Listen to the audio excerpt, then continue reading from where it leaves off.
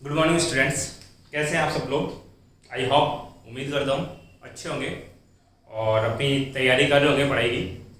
आज हम लोग चैप्टर 9 का एक नया टॉपिक पढ़ने जा रहे हैं, जहाँ बेसिकली हम लोग बेटा अन्योन प्रेरण के बारे में बात करेंगे। जैसे इससे पहले हमने स्वप्रेरण के बारे में बात की थी, ठीक इसी प्रकार से यहाँ पे दो डेरिवेशन होगी। एक अन्योन प्रेरण के बारे में हम बात करेंगे और दूसरा आपके पास दो समाक्षीय कुंडलियाँ होगी, जिसके लिए हमें अन्योन प्रेरक के मान की क्या करनी होगी बेटा, गणना करनी पड़ेगी आपके पास। अब ध्यान दीजिए, यहाँ पे इस अन्योन प्रेरकत्व के बेसिस के ऊपर आपको बुक के पीछे का आंकिक क्वेश्चन 9.9 सोल्व करना है। पहले आप खुद से अपनी बुक से ट्राई करें और उसके बाद अगर वो नहीं आए आपको तो आप चैनल पे जाएं, वहां पे आपको इसका सॉल्यूशन मिलेगा, आप वहां से भी इसको पढ़ सकते हैं। अब अन्योन प्रेरकत्व का मतलब क्या है? देखो, कई चीजें अगर हमें उनके नाम का मतलब पता हो ना तो उनको समझना बड़ा आसान हो जाता है।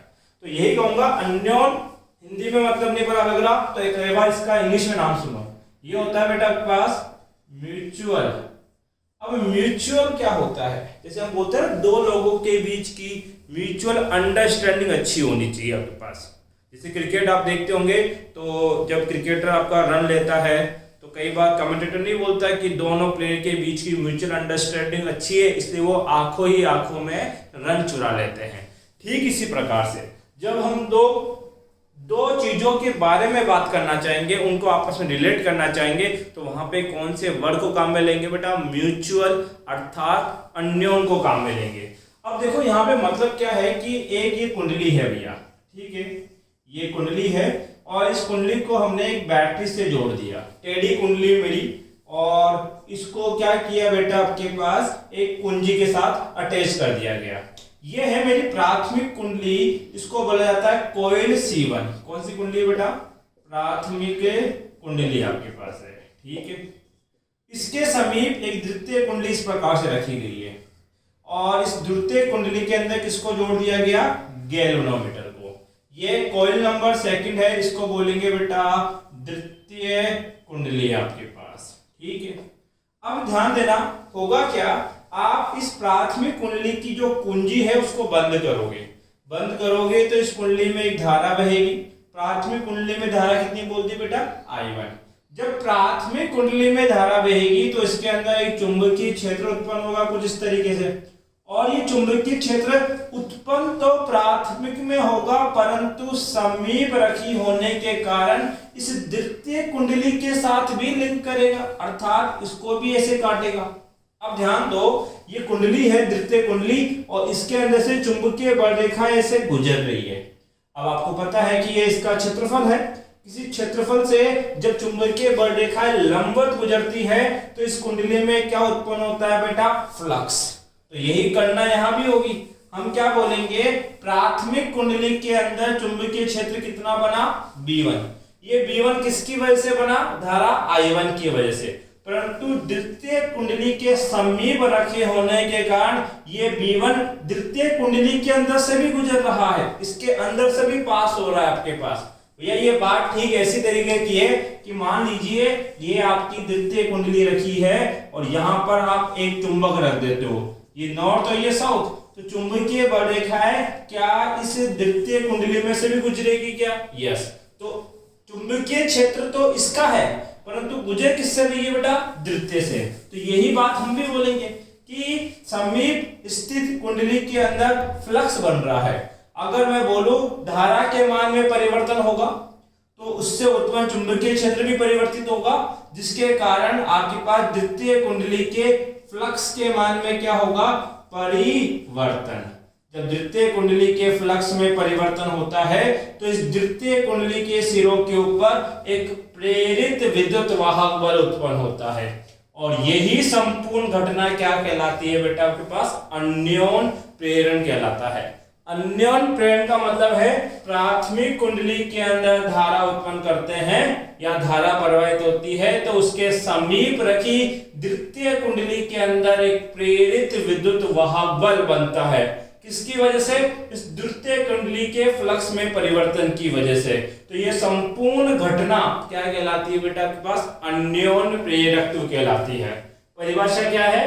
जब किसी एक कुंडली या परिपथ, ये कोई कुंडली है या कोई परिपथ है, में धारा परिवर्तित करने पर, इसकी धारा के मान में क्या कर रहे हो, परिवर्तित करने पर निकट रखी, कौन सी, निकटवर्ती दूसरी कुंडली या परिपथ, ये द्वितीय कुंडली या परिपथ है, से संबंधित चुंबकीय फ्लक्स में परिवर्तन होने से, इस द्वितीय कुंडली के फ्लक्स में क्या होगा, परिवर्तन होने से दूसरी कुंडली में या परिपथ में प्रेरित विद्युत वाहक बल उत्पन्न होना, इस दूसरी कुंडली में एक प्रेरित विद्युत वाहक बल का उत्पन्न होने की जो घटना है, इस घटना को क्या नाम देते हैं बेटा, अन्योन प्रेरण नाम देते हैं। अब देखिए इस अन्योन प्रेरकत्व के मान की गणना कैसे की जाएगी।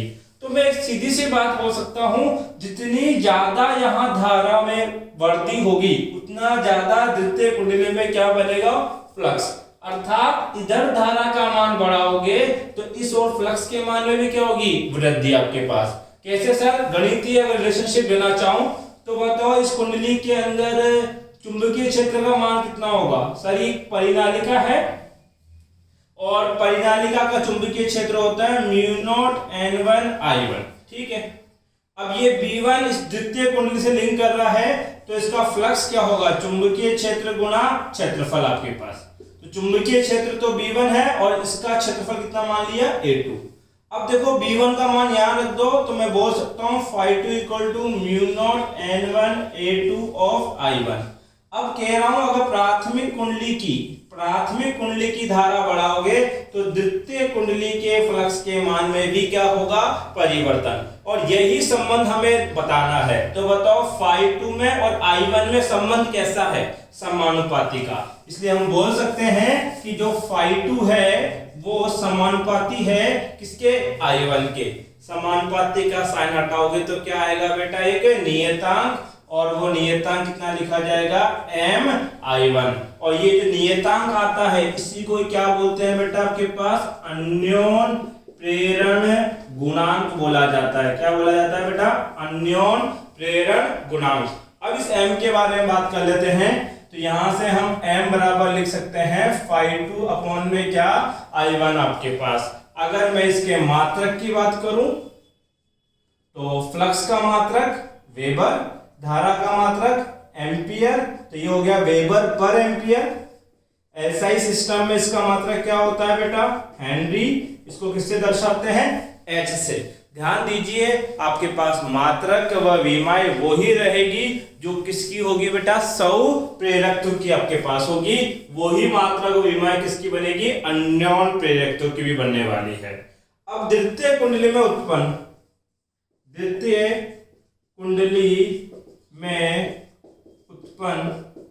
प्रेरित विद्युत वाहक बल, क्या फैराडे का द्वितीय नियम याद है, हाँ सर। E2 बराबर कितना होगा, माइनस के डी phi2 अपॉन में क्या, dt आपके पास। क्या phi2 का मान पता है, यस, कितना है, MI1। तो यहां से क्या लिखा जाएगा, E2 बराबर कितना, d बाई dt, और phi2 की जगह क्या लिख देंगे बेटा, MI1 आपके पास। अब m तो क्या है, एक नियतांक है, अर्थात एक कांस्टेंट राशि है। इसको कहां निकाल दोगे, बाहर। तो E2 बराबर हो जाएगा माइनस के m di1 अपॉन में क्या, dt आपके पास, ठीक है। तो ये आ गया प्रेरित विद्युत वाहक बल का मान। अब माइनस चिन्ह ये दर्शाता है कि जो प्रेरित विद्युत वाहक बल है द्वितीय कुंडली का, वो प्राथमिक कुंडली के धारा में परिवर्तन का क्या करता है बेटा, विरोध। तो लिख देंगे ऋणात्मक चिन्ह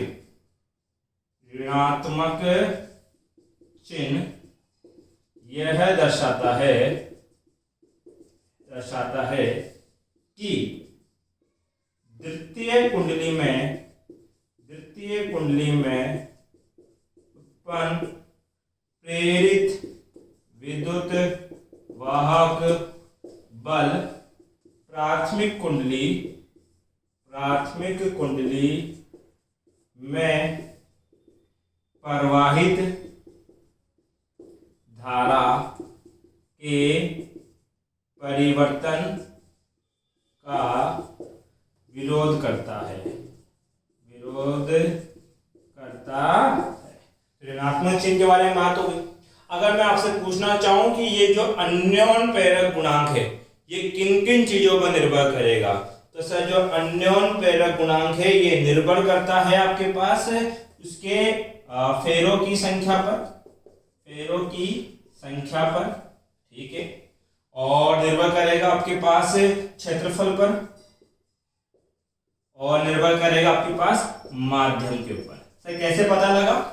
अभी इसके बाद एक डेरिवेशन कराऊंगा जिसमें हम लोग दो समाक्षीय कुंडलियों के मध्य अन्योन प्रेरकत्व के मान की गणना करेंगे। तो वहां फॉर्मूले से आपको ये एनालाइज होगा कि जो ये m है अन्योन प्रेरण गुणांक है, ये एक तो डिपेंड करता है दोनों कुंडलियों के फेरों की संख्या के ऊपर, एक निर्भर करता है इस द्वितीय कुंडली के क्षेत्रफल के ऊपर, एक निर्भर करता है इसके बीच में कौन सा मीडियम रखा गया है, कोई आपके पास चुंबकीय पदार्थ रखा गया है, निर्वात रखी गई है, या कोई अदर माध्यम यहाँ पे रखा गया है।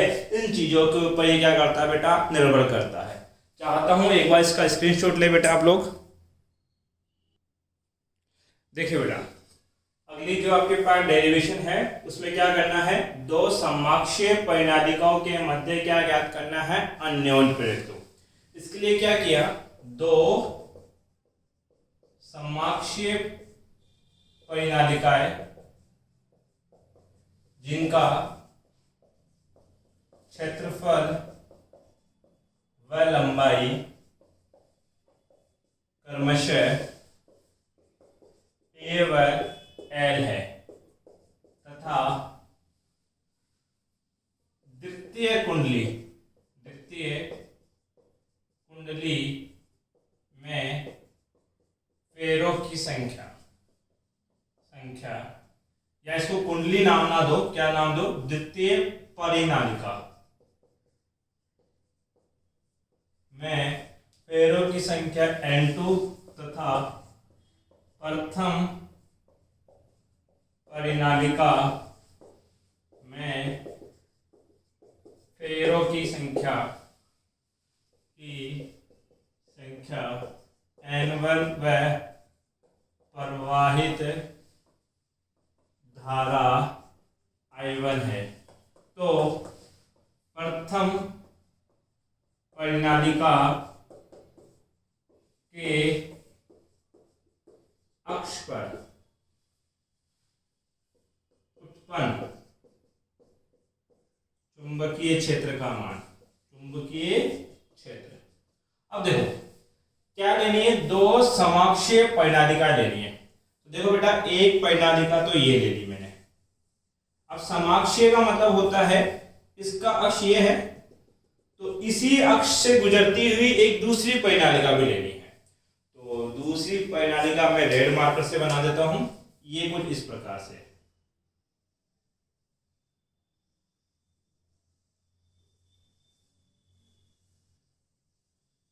ठीक है, देखो अगर अक्ष की बात करूं तो ये अक्ष जो है ये प्रथम परिनालिका से भी गुजर रहा है तो दूसरी परिनालिका से भी गुजर रहा है। इन दोनों का ये जो क्षेत्रफल है ना, ये वाला क्षेत्रफल, ये कितना बोल दिया a। इन दोनों परिनालिकाओं की लंबाई कितनी बोल दी l। प्रथम परिनालिका में धारा कितनी प्रवाहित हो रही है बेटा I1, और प्रथम परिनालिका में फेरों की संख्या n1 है और द्वितीय परिनालिका में फेरों की संख्या कितनी है n2। ये ठीक इस प्रकार से है। मान लीजिए ये मार्कर आपका क्या है बेटा, आपके पास अक्ष है, तो ये कुंडलियां कुछ इस प्रकार से फंसी हुई है आपके पास। तो अक्ष तो दोनों का सेम ही रहेगा, ऊपर वाला हाथ मेरा प्राथमिक कुंडली बनेगा देखो इस तरीके से, और नीचे वाला हाथ मेरा द्वितीय कुंडली बनेगा, और ये इस प्रकार से इनमें रखी हुई है। इससे फायदा ये होगा कि प्राथमिक कुंडली के अक्ष में जो चुंबकीय क्षेत्र बनेगा, इस प्रकार से चुंबकीय क्षेत्र बनेगा, वो पूरा का पूरा चुंबकीय क्षेत्र द्वितीय कुंडली के अंदर से गुजरेगा। तो प्राथमिक कुंडली में जो चुंबकीय क्षेत्र का मान होगा वो होगा μ0 n1 ऑफ I1। अब n1 क्या होते हैं बेटा, फेरे घनत्व, जिसको हम क्या लिख सकते हैं μ0। फेरे घनत्व क्या होते हैं, फेरों की संख्या बट्टा लंबाई। तो प्राथमिक कुंडली में फेरों की संख्या कितनी है n1, लंबाई कितनी है बेटा l, गुणा धारा कितनी होगी बेटा I1। अब ये जो B1 चुंबकीय क्षेत्र है ये द्वितीय कुंडली से भी गुजर रहा है। अर्थात द्वितीय कुंडली के अंदर फ्लक्स उत्पन्न होगा। तो द्वितीय कुंडली में उत्पन्न फ्लक्स, कुंडली की जगह क्या रखना चाहिए मुझे, परिनालिका में कितना फ्लक्स होगा, φ2 बराबर क्या होगा, चुंबकीय क्षेत्र कौन सा गुजर रहा है, B1। ये B1 ही द्वितीय से गुजर रहा है और उसका क्षेत्रफल कितना, A। ये तो तब है जब द्वितीय परिनालिका में फेरों की संख्या इकाई हो, 1 हो, परंतु द्वितीय परिनालिका में फेरों की संख्या कितनी है, N2। तो ये कितना गुना हो जाएगा बेटा, N2 गुना हो जाएगा। तो φ2 बराबर क्या हो गया, N2B1A। क्या मुझे B1 का मान पता है, यस, रख दो आप लोग। तो ये हो जाएगा φ2 बराबर N2, ठीक है। B1 के लिए क्या रख देंगे, म्यू नॉट N1 I1 बट्टा L गुणा में क्या चल रहा है, A। ऐसा करो बेटा, I1 को बट्टे में ले आओ, तो φ2 बट्टा I1 बराबर mu naught N1 N2 A बट्टे में क्या, L। द्वितीय कुंडली का फ्लक्स और प्राथमिक कुंडली में प्रवाहित धारा का अनुपात क्या कहलाता है, अन्योन प्रेरण कहलाता है। इसको कैपिटल M लिख देंगे, बराबर हो जाएगा mu naught N1 N2 A upon में L आपके पास, ठीक है। तो यहां देखो, दो समाक्षीय कुंडलियों के मध्य अन्योन प्रेरकत्व का मान आया।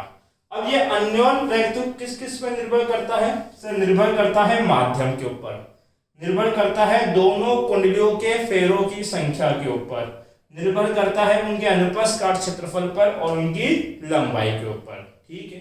तो ये इसका मान हो गया। ये आपका अन्योन प्रेरकत्व का टॉपिक खत्म होता है बेटा। अगर वीडियो पसंद आए, वीडियो को लाइक करें, चैनल को अपने फ्रेंड सर्कल में शेयर करें बेटा, और अपनी स्टडी कंटिन्यू करते रहें। थैंक यू बेटा।